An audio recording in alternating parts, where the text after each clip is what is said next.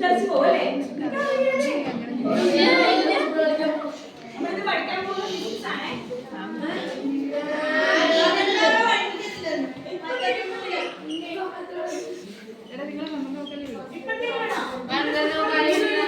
എടുക്കും എടുക്കും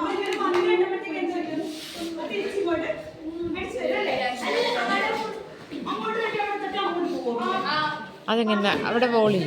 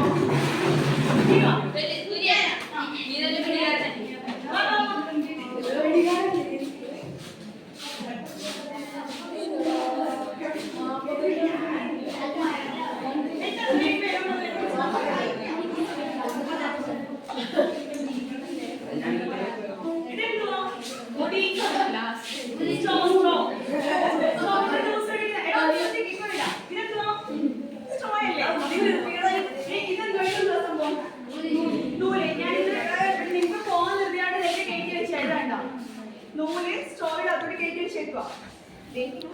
കണ്ടോ കണ്ടോ അവൻ നോക്കിയിരിക്കാലോ വെള്ളം നിർപ്പിക്കല്ലേ കണ്ടോ ഇങ്ങനെ ഇതില്ല മതി പൊട്ടിക്കല്ലേ മതി മതി എടാ പൊട്ടു ഈ നൂലിന്റെ ഒരറ്റ ഞാൻ ഈ സൈഡ് കെട്ടി കാണാനോ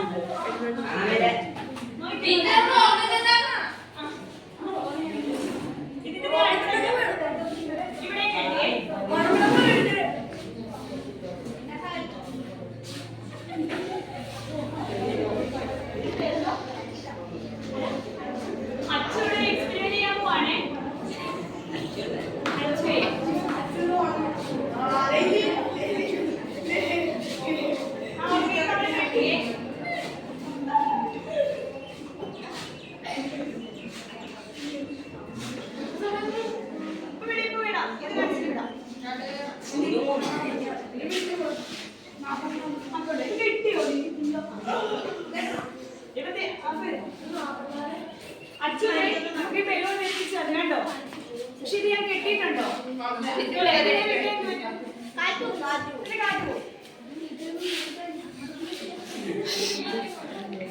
ഈ സ്റ്റോറിന് ഞാൻ ഒരു സ്റ്റിക്കർ ഡബിൾ സൈഡ് സ്റ്റിക്കർ കാണാവോ ആ പശു നോക്കട്ടെ നോക്കട്ടെ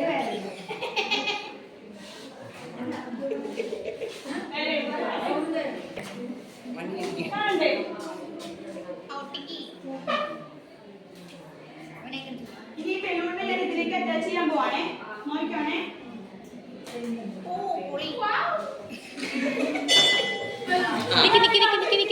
ഒരു മിനിറ്റ് ഇത് കാണാവോ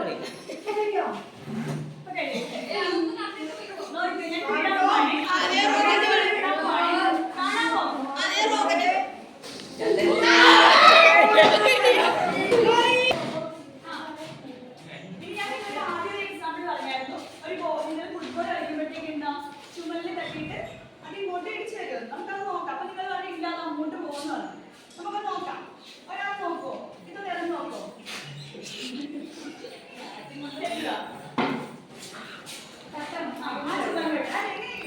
കൈകൊണ്ടോ കണ്ടോ അതെന്ത് ചെയ്തു അത് പ്രതിഫലിച്ച് ഇങ്ങോട്ട് വന്നു മനസ്സിലായോ നമ്മൾ എന്ത് ചെയ്തു അങ്ങോട്ട് ഇറങ്ങിയപ്പോഴത്തേക്ക് അത് പ്രതിഫലിച്ച് ഇങ്ങോട്ട് വന്നു മനസ്സിലായോ ഇത് വേറെ എക്സാമ്പിൾ കാണിക്കാം ഈ സംഭവം എന്താണെന്ന് അറിയാവോ തെറ്റായി നമ്മുടെ വീട്ടിൽ കാക്കയിലേക്ക് ഓടിക്കാൻ ഉപയോഗിക്കുന്ന സാധനം അല്ലേ ഇതിന്റെ കല്ലുകൊണ്ടിരാണ് നിങ്ങൾ കല്ലൊക്കെ എറിഞ്ഞ് ആരെയും പൊടിച്ചാൽ ഇത് പേപ്പറാണ് ഞാൻ വെക്കുന്നത് ഈ സംഭവം ഇങ്ങനെ വെച്ചിട്ട് ഇതും അതുപോലെ തന്നെ ഇങ്ങനെ ചെയ്താല്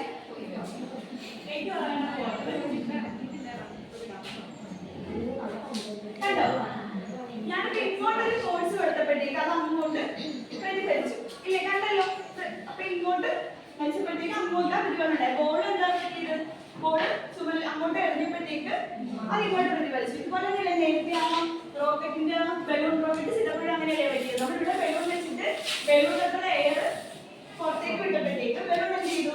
തന്നെ അങ്ങോട്ട് മൂവ് ചെയ്തു. മനസ്സിലായായിരുന്നോ ഇത്? അപ്പൊ ഇങ്ങനെ മൂന്ന് എന്താ പറ്റിയത്? നമ്മളൊരു പ്രവർത്തനം അങ്ങോട്ട് ചെയ്തപ്പോഴത്തേക്ക് അതിന്റെ പ്രതിപ്രവർത്തനം ഇങ്ങോട്ടുണ്ടായി ഇല്ലേ? ഒരു പ്രവർത്തനം നമ്മൾ ചെയ്തപ്പോഴത്തേക്ക് അതിന്റെ പ്രതിപ്രവർത്തനം ഇങ്ങോട്ടുണ്ടായി. അതായത് എല്ലാ ആക്ഷനും എന്താണ്? അതിന്റെ ഈക്വൽ ആൻഡ് ഓപ്പോസിറ്റ് റിയാക്ഷൻ ഉണ്ടായിരിക്കും. മനസ്സിലായോ? എക്സാമ്പിൾസ് മൂന്ന് മനസ്സിലായോ? ഇതിനാണ് ഇത് ന്യൂട്ടന്റെ തേർഡ് ലോ ആണ്.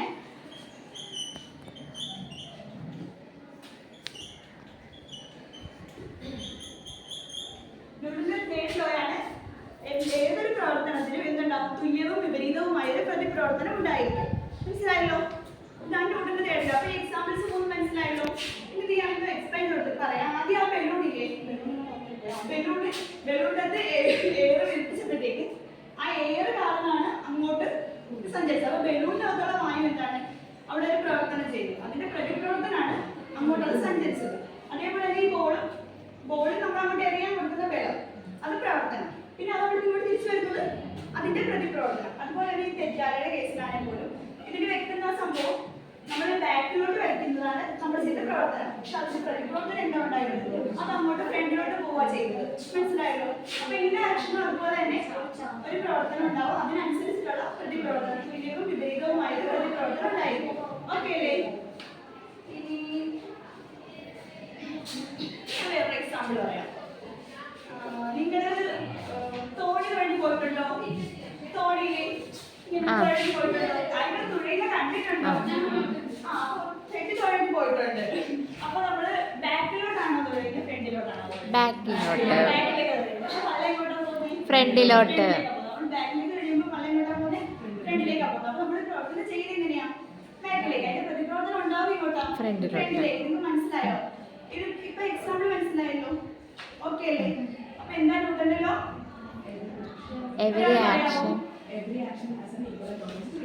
എല്ലാ ആക്ഷനും എന്താണ്? ഈക്വൽ ആൻഡ് ഓപ്പോസിറ്റ് റിയാക്ഷൻ ഉണ്ടായിരിക്കും. ഓക്കെ അല്ലേ? മനസ്സിലായല്ലോ? ഇനി ഒരു ക്വസ്റ്റ്യൻ തരാം, എഴുതോ. നമ്മൾ നടക്കുന്നില്ലേ? നടക്കുന്ന ന്യൂട്ടന്റെ തേർഡ് ലോ ആയിട്ട് എന്തെങ്കിലും ബന്ധമുണ്ടോ? നിങ്ങളത് കണ്ടുപിടിച്ച് എടുക്കൊണ്ട് വരണം. നമ്മൾ സാധാരണ നടന്നു പോകുന്നത് ന്യൂട്ടന്റെ തേർഡ് ലോ ആയിട്ട് എന്തെങ്കിലും ബന്ധമുണ്ടോ? നമ്മളിപ്പോൾ ഇന്ന് പറഞ്ഞ എക്സാമ്പിളുകളായിട്ട് എന്തെങ്കിലും ബന്ധമുണ്ടോ അതിനുള്ളത് നിങ്ങൾ കണ്ടുപിടിച്ച് തരണം. പിന്നെ ഞാനൊരു 3-4 എക്സാമ്പിളുകൾ നിങ്ങൾ കാണിച്ചു തരാം. ഇതുപോലത്തെ വേറെ എക്സാമ്പിളുകൾ, ഇതുപോലെ ഒരു action equal and opposite reaction ഉണ്ടാവുന്ന എക്സാമ്പിൾസ് നിങ്ങളുടെ ഡെയിലി ലൈഫിൽ വീട്ടിൽ ഇഷ്ടംപോലെ എക്സാമ്പിളുകൾ ഉണ്ടാവും. അതെല്ലാം നിങ്ങൾ കണ്ടുപിടിച്ചുകൊണ്ട് എഴുതിക്കൊണ്ടുവരണം. ഓക്കെ അല്ലേ?